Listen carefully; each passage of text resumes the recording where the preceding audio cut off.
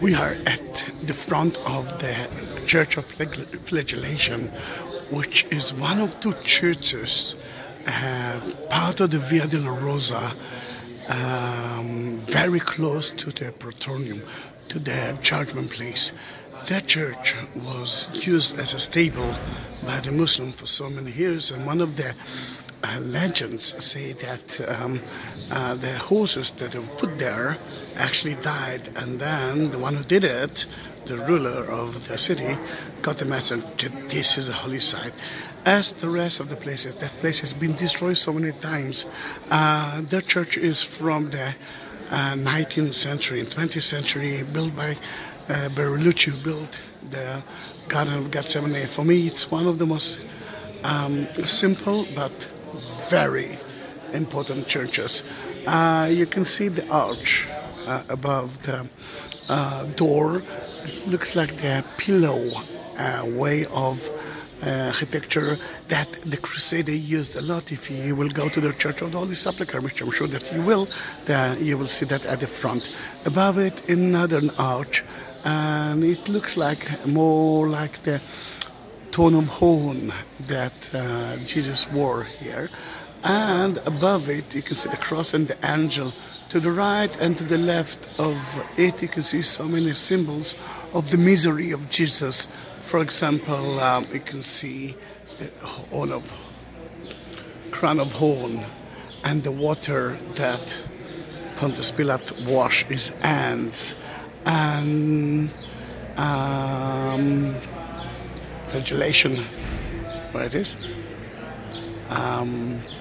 please, and cockcrows 3 times. You can see the 3 stars. Let me see if you can see that.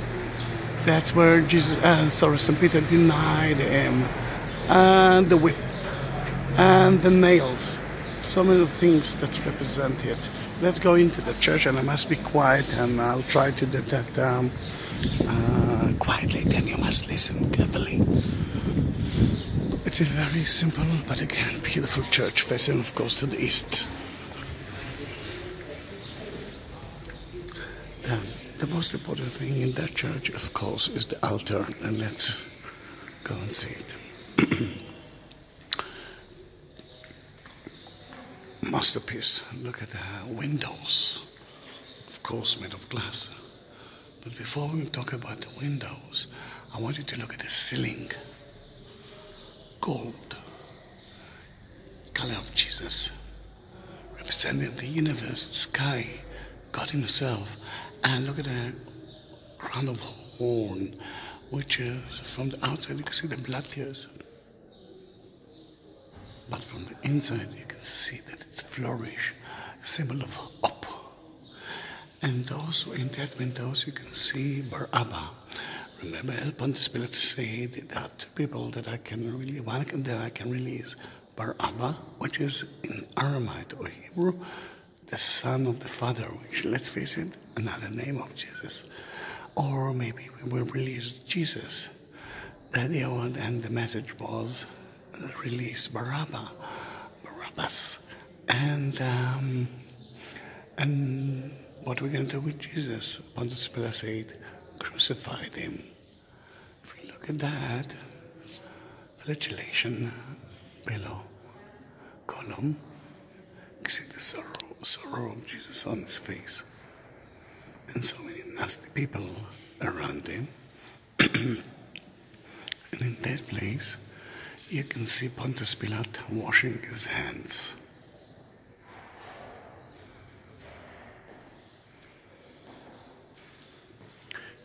Here you can see Mary, the mother, and next to him you can see John, the disciple, St. Paul with the book and the soul, and St. Franciscus.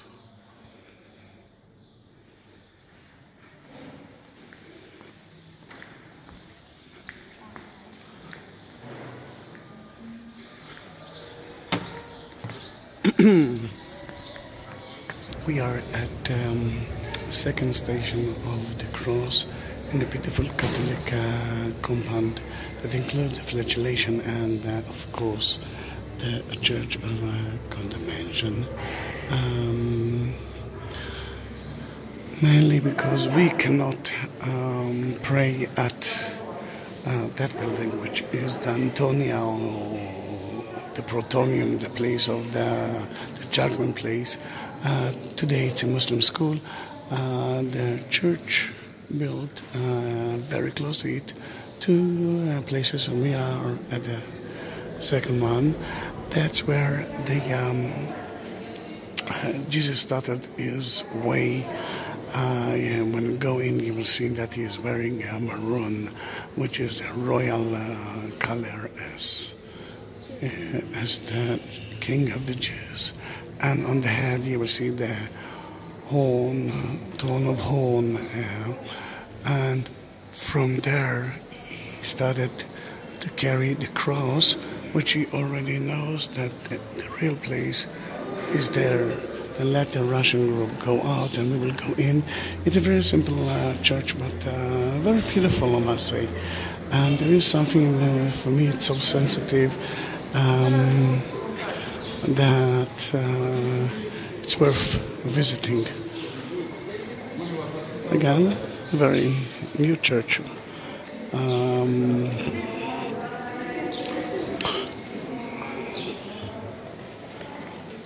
Right, let's go in.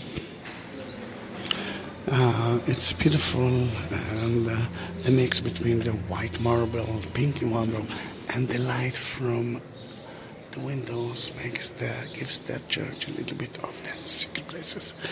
Look at the floor here. At the beginning we thought that it's from the time of Jesus, and that's where he was judged and found guilty, but now we know that it's from the 2nd century. The altar, you can see Jesus. I'm going to go closer to here. With the royal clothes, and the servants are preparing the cross that he will carry. You see one Pontius Pilate washing his hands here. But beautiful place to see is that. Let's go see it. John, the beloved one, is trying to avoid Mary, the mother, to see it. Actually, John and Mary Magdalene are trying to avoid Mary. It's Mary Magdalene, the one with the hair. She's the only figure that you can see the hair. The rest of the women are covered, which is beautiful to see here in the 2nd century pavement. You can see here a Roman gate, and another one is here. It shows you that the Roman soldiers used to play while Jesus or others were in the Praetorium, the judgment place. Those stones are very slippery, then to avoid it. You see the stripes here, the curve that in that case. I'm not sure that you will fall. Beautiful. Another Roman king. Beautiful church, isn't it?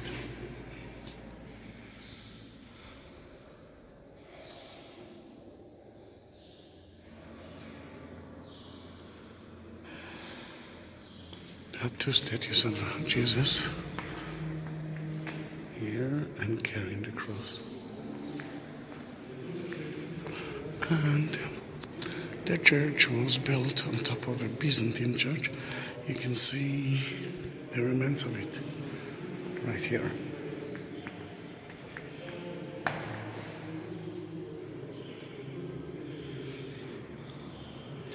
Let's go out and you will see where we are, although you already saw it.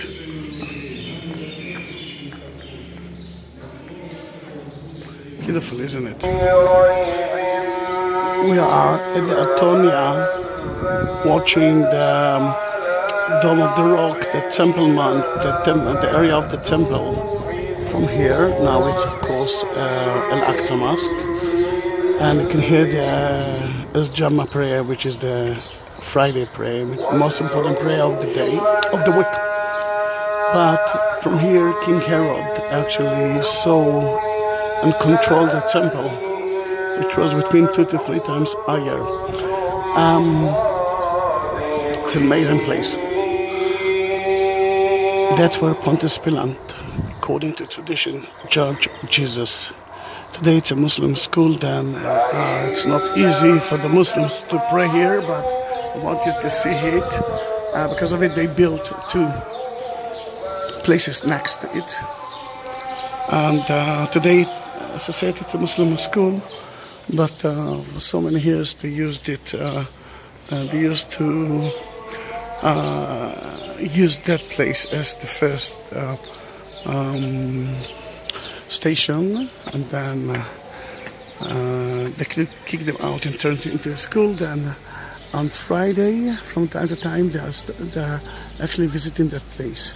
In the floor, you can so part of the floor you can see ancient marble, maybe not, from the time of Pontius Pilate. Beautiful here, so quiet when the children are not here. It's a beautiful school, I must say. Then let's go out of it. You can see the dome here that represent the church itself from the time of a new church instead of that church. Remember, we actually talked about the first, second station of the cross. And let's go out through the main gate. I want you to recognize that place compared to the stations of today.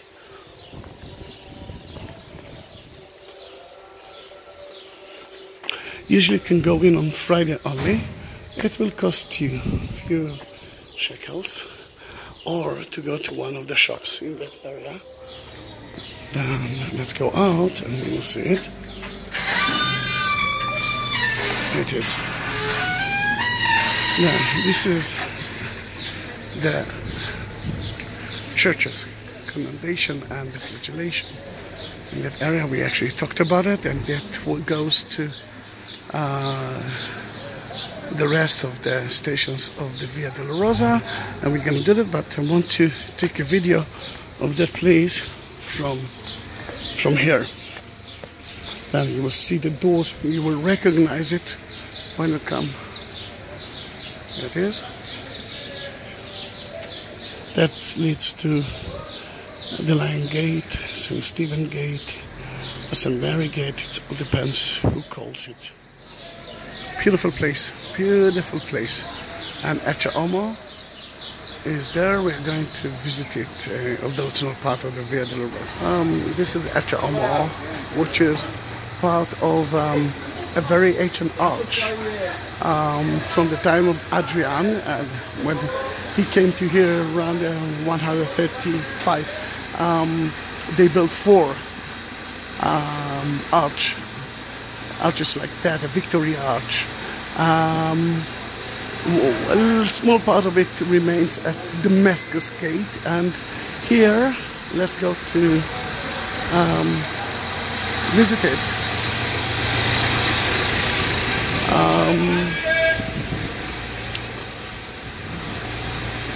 Then, you can see it from here. According to tradition, Pontius Pilate was there when he washed his hands. True or not, it doesn't matter. What is matter that people believe in it, and it's more than enough. Then, let's turn around just to see it from here. And I wanted to remember that part because another arch is here, and then a small arch to the right, to the left, a small arch to the right, and you will see inside the church of the Sister of Zion this small arch. Let me see if it won't be so busy. And if we will continue there, it's to the 3rd, 4th, and the rest of the stations of the Via Dolorosa. The way of the crowd. It's so crowded. I'll try to be as quiet as I can.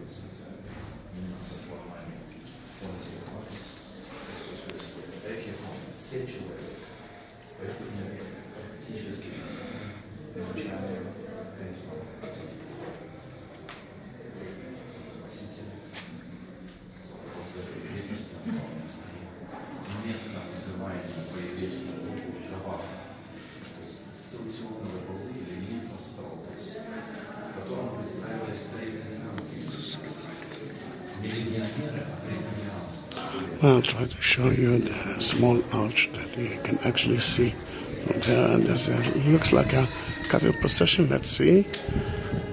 Maybe they're walking with a cross? No, they're not walking with a cross, but still they're walking from one station to another. And on the same time, you can hear the muezzin, part of the Friday prayer, and the arch itself.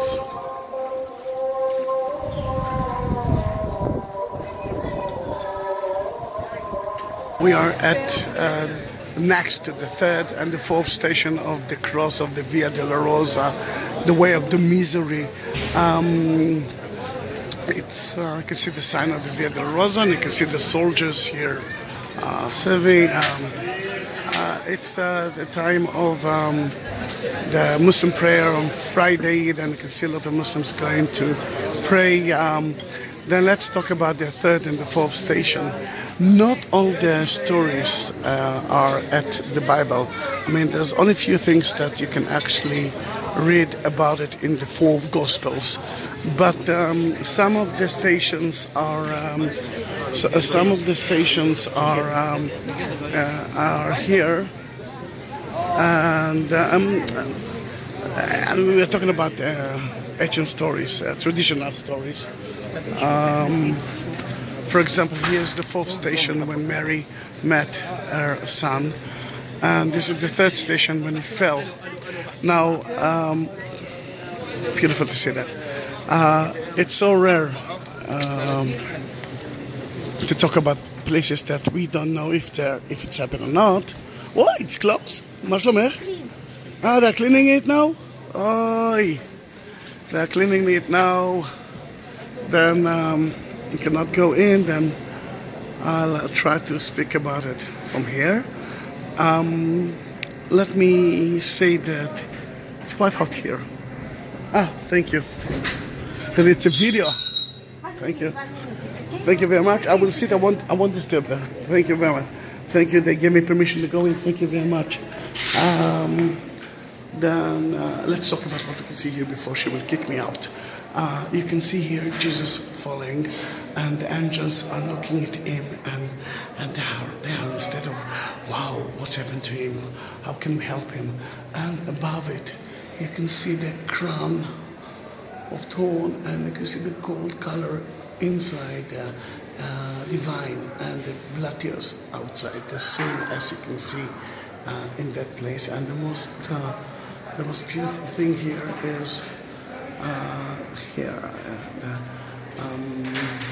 Second World War. The Polish actually helped to renovate it, and you can see them following Jesus.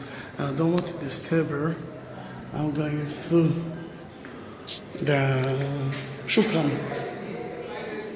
I'm going through the shop, which, if you ask me, one of the most beautiful shop, and one of the most beautiful salesmen. I'm making a video for YouTube about Via Dolorosa. Then I'm promoting your shop as well. I love to be here. First of all, it's cheap. Secondly, look at her and the other salesmen. They're so honest and lovely.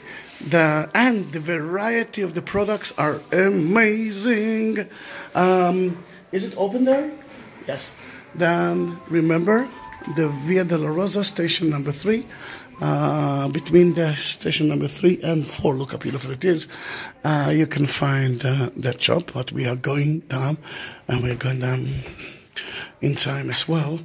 I want you to see a beautiful hammam, a Turkish hammam, that according to tradition, it's above Byzantine hammam. True or not, I don't know, but it actually leads us from here into the grotto of the church of the Armenian Catholic, which owns the 3rd and the 4th station. Now we cannot talk about the 4th station there. I must be quiet. Then let me talk about it here.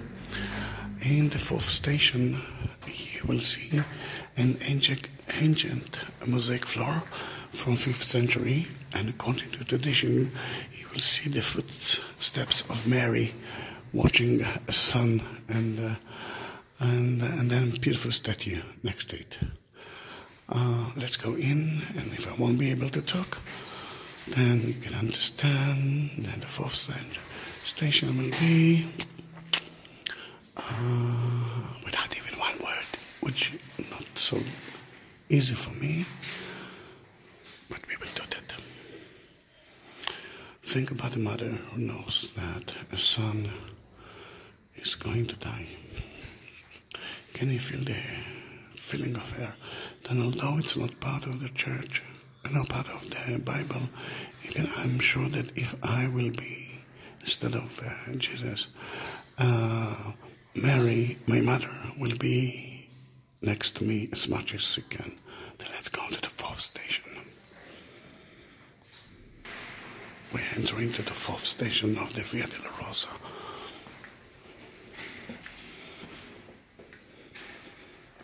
That's where Mary met Jesus on the way to the Golgotha.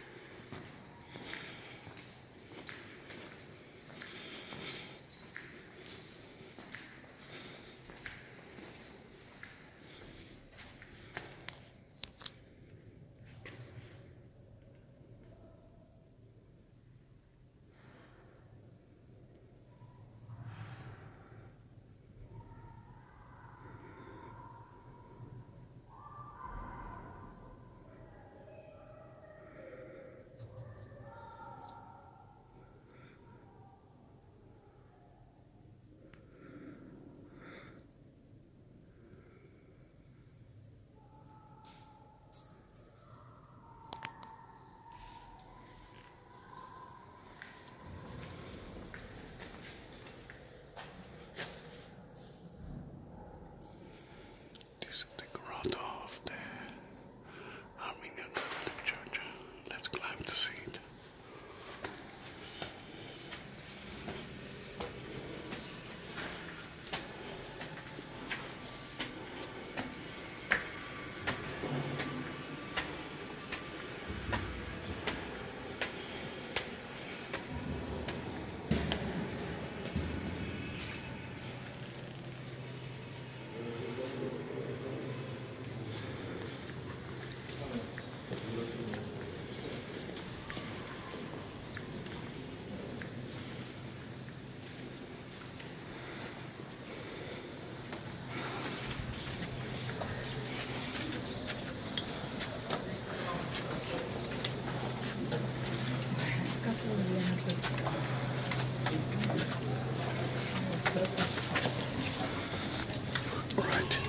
I couldn't talk at the grotto of the Armenian Church, 4th station of Mary Via Dolorosa, but now I can.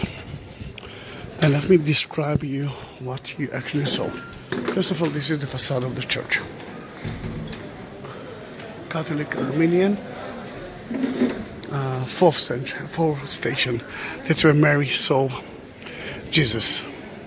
Now, what I want you to think is about your mother and about you.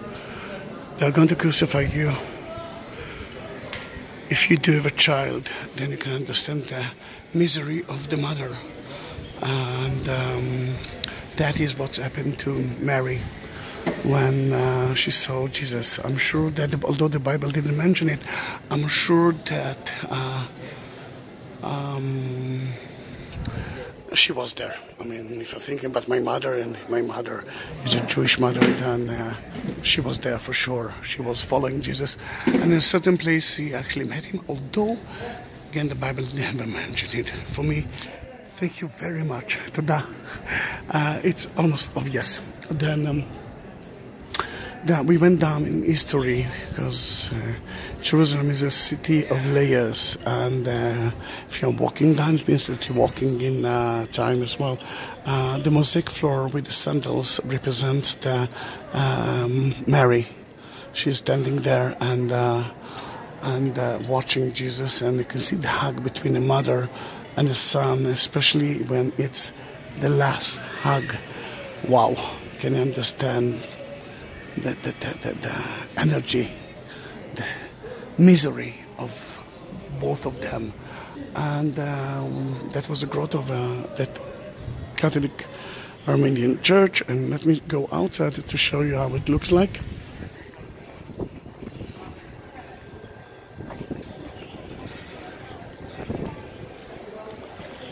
Right.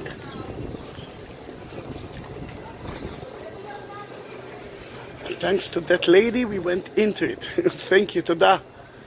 Again, 4th station, and that way is to the 5th station of the cross, when Jesus was felt dizzy, and Saint Simon helped him to carry the cross. And here, it's a beautiful place to visit. Don't miss it if you are here. This is the Austrian Hospice, and you can see the flag and the viewpoint. This is, I think, one of the most beautiful viewpoint of the city. Unbelievable. And still you can see people are going into to pray. Then 3rd station, which are now clean, and the 4th station. Sorry, we are on the way to the 5th station of the cross. If you will continue straight through the Muslim quarter or market, you will reach the western wall, the Wailing Wall. But we are stopping at the 5th station. You see the sign of the Via Dolorosa and the number 5, which represents the church. If you're talking about that, another way to know that area is by that arches on floor that tells us the story of the 5th of every that we reached one of the stations of the Via Dolorosa. 5th station, the sun is in our eyes. Then let's talk about it here. And meanwhile, you will see that we came from there. You can see the Muslims are going to pray.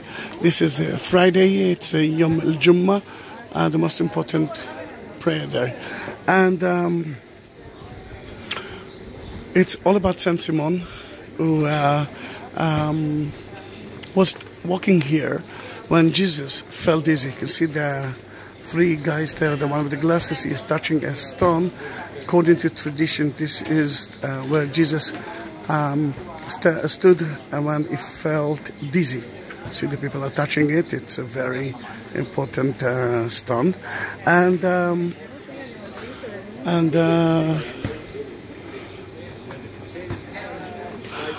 then he was forced to help Jesus.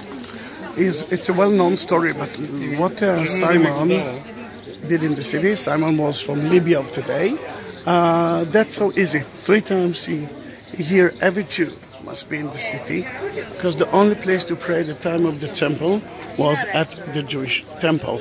And in that case, he was here to pray. And he was forced by the Romans to help Jesus. Let's go into the altar itself, which is a very simple one, a chapel, but a very important one. You can see Simon helping Jesus to carry the cross. You can see here the most important cross of Jerusalem cross. The center is Jerusalem itself, center of the world. And the 4 crosses can be so many things, 4 gospels, together with the cross for stigmatas. That's less important, but what is important is that the cross of Jerusalem is in the center.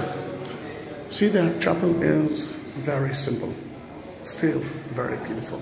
Let's go out. It's not open every... It's not open every day, but if from time to time it's open, it's because that he is open it, and because of that we can see it. And if you are here, that's the best place to drink. Then you can see the Smaim, and I will tell you. We are on the way to the 6th station of the cross, the 6th station of the Via Dolorosa, one of 14 stations, and we are reaching to a station that for me is one of the most important. And here it is, 6th station of the cross. You can recognize it, remember, with the arch floor and the sign that's telling you that this is 6. Here it is. Now, Semveronic. It doesn't matter if what is the meaning of the name. A lot of the tour guides are actually trying to explain it. It's not important. What is important is that Saint Veronica actually saw Jesus walking with the cross, and he was sweating. Jesus, I'm sweating now as well. And she cling the sweat of Jesus. She took the when she took the napkin back, she saw that the face of Jesus was printed on it. Then, in that matter, that is a well-known story, still not part of the Bible. It's a tradition story, ancient tradition story from the 2nd century that Franciscans, when they created the Via Dolorosa in the 14th century, added into the story, 14 stories. Why it's so important for me?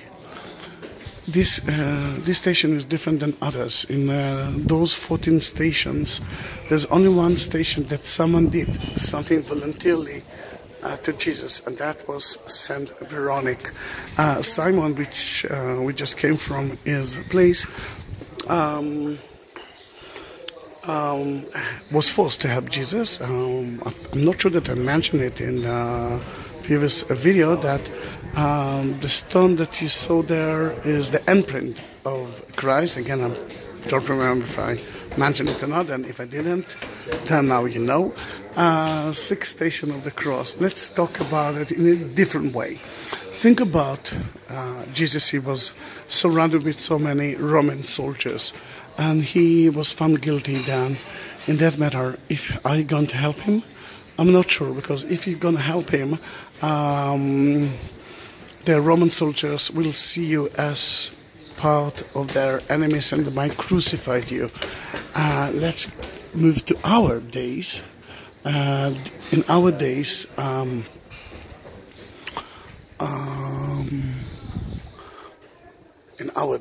yeah, I just saw her rushing, that she is rushing to the Al-Aqsa to pray. It's Friday, a very holy day for the Muslims, and then in that matter, a person is walking and is surrounded with ISIS people. They are going to kill him soon. Are you going to help him? Well, I'm not sure.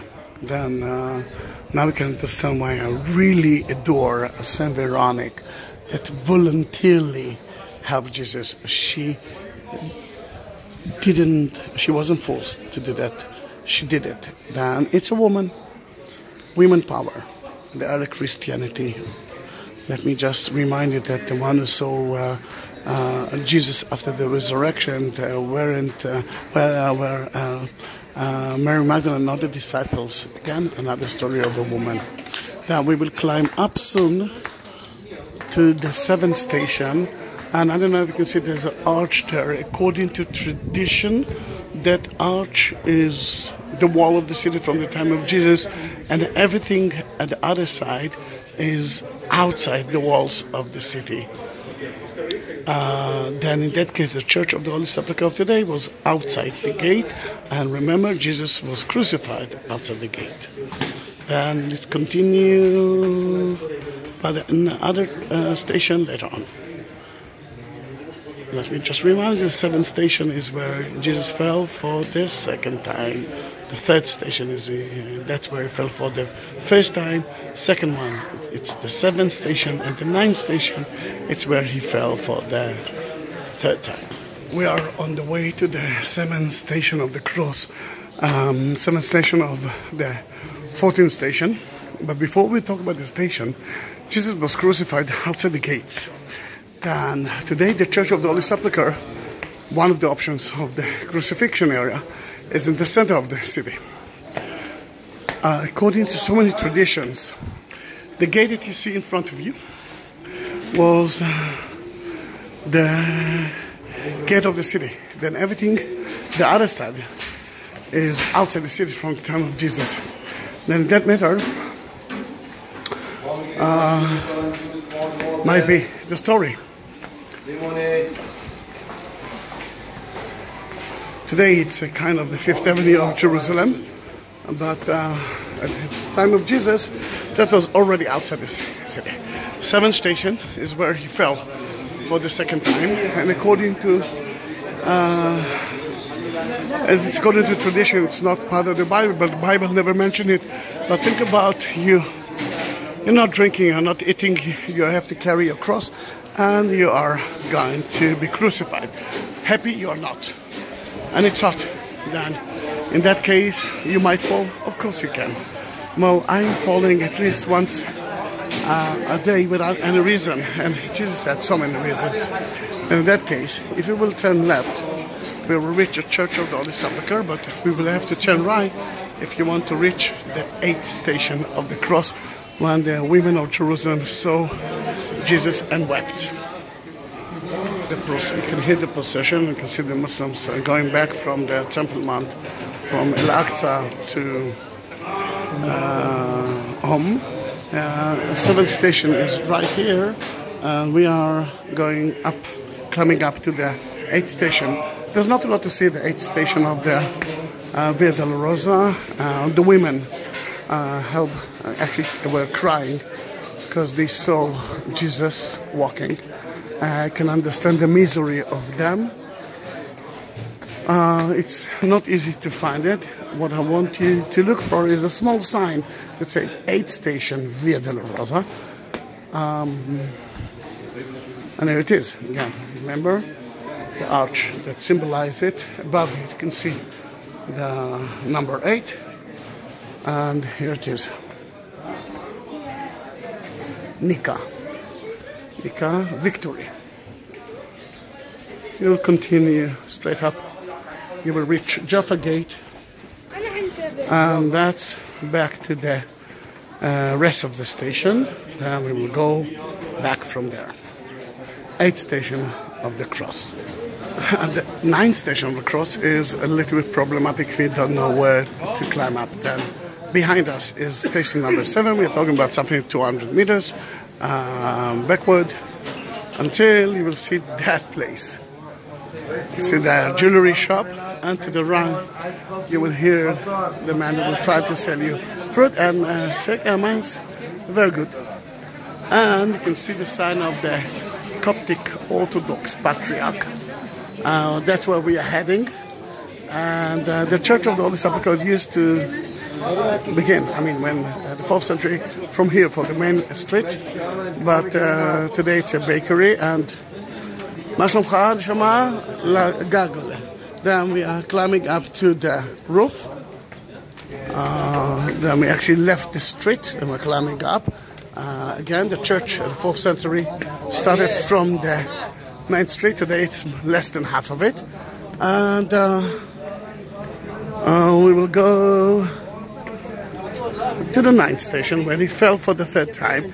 And for so many years you could continue from the 9th station through the Coptic Egyptian and Ethiopians into the church, but because of problems, and it's not possible anymore. You can see the domes of the Church of the Holy Sepulchre, and it's not so obvious to see the doors here open. Usually it's not. That is a place that I've never been. It's the area of the monks, Ethiopian monks. Usually they're a private place. Just to take a video of it. Usually again it's not open to the public. And here we are entering from here. You see the roof, and he actually tells us to go, and we are going. But you saw something that I saw for the first time.